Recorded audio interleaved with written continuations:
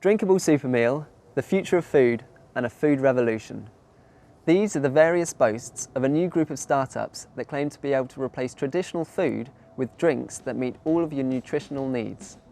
For the past few weeks, I've been drinking them to see just how feasible this really is. So in 2013, a software engineer came up with Soylent, named after the infamous Soylent Green, of course. The aim was to replace solid food with a mix of chemicals into this powder, which he claimed would fulfill all your nutritional needs. So in theory, you'd never have to eat a solid meal again if you chose not to.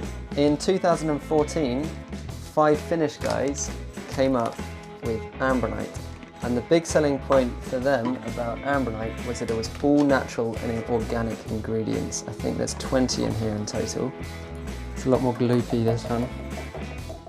So this year, UK startup has come up with Huel, which is, I think, meant to rhyme with fuel, but it also, rather unfortunately, rhymes with gruel. And this is the only one that actually has flavour. They've put in vanilla flavouring into it. One of the things that is really not tasty when drinking any of them is when you get little lumps of powder. So what's the point of replacing solid food with a liquid meal? Billionaire entrepreneur Elon Musk once said, "If there was a way that I could not eat so I could work more, I would not eat," adding, "I wish there was a way to get nutrients without sitting down for a meal." One of the people aiming to realise this dream is Simo Suohaimo, co-founder of the Finnish startup Ambronite. The whole idea is that one Ambronite contains a quarter of the daily guideline of a reference diet, which is 2,000 kilocalories, 2,000 calories for a typical person. But that's like the whole idea is kind of to give you a superior alternative to anything else that's out there that you always, you'll have no trouble using, whether you're in the office or sailing the Atlantic, like some of our users are doing. Although I had no plans to sail the Atlantic, I asked Simo to send me a week's worth of Ambronite to see if it is actually enough to sustain someone all by itself. Day 2 of eating or drinking nothing but Ambronite, and it's not actually too bad, but I'm kind of always a little bit hungry, and although it does get rid of the hunger when you drink it, it never actually really hits the spots. So I'm just back from football and the pub, and I'm craving like a greasy kebab or something right now. But this is gonna have to do. And so it's dinner time, day 7. This is the final meal I'll be drinking of Ambronite.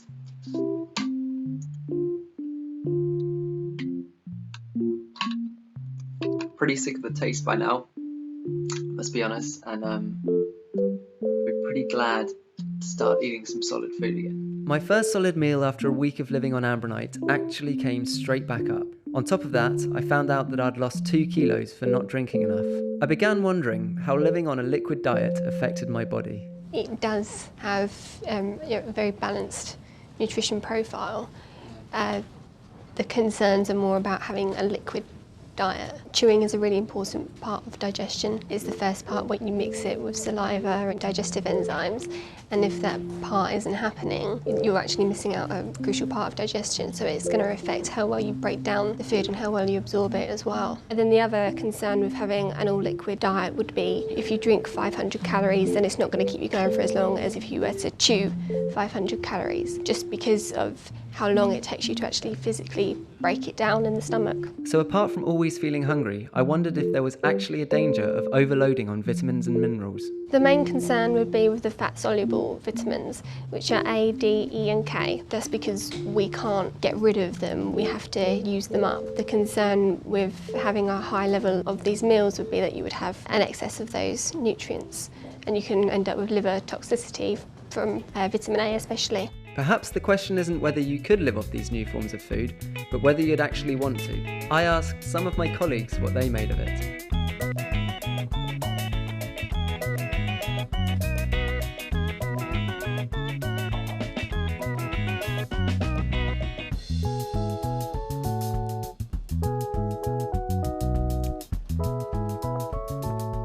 can't really describe it, it's just so grainy. Creamy, gritty, cardboard boxy mulch. It's very thick and bitty. Very thick.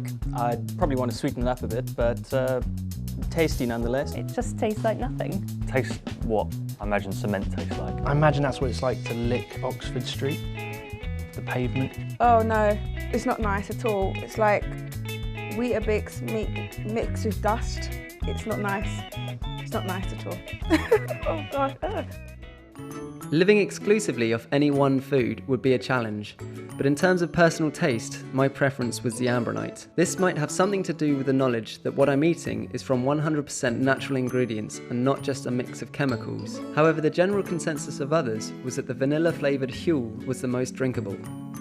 Ambronite says that it can fulfill daily nutritional requirements in 2 minutes, though I generally struggled to drink one in less than an hour. To put their claims to the test, I had to commission another colleague. How do you feel? Really sick. Whether someone could eat it every day, long term, or whether I would recommend that, Ambronite would probably be the best one that I've seen. Apart from anything else, food is a very big part of many cultures. For a lot of people, it's one of the main pleasures in life. It's been a week now since my 7 days on Ambronite, and I've since done trials of Soylent and Huel. And while I could probably stomach them for breakfast or even the odd lunch, I can safely say I won't be rushing to live off them again anytime soon.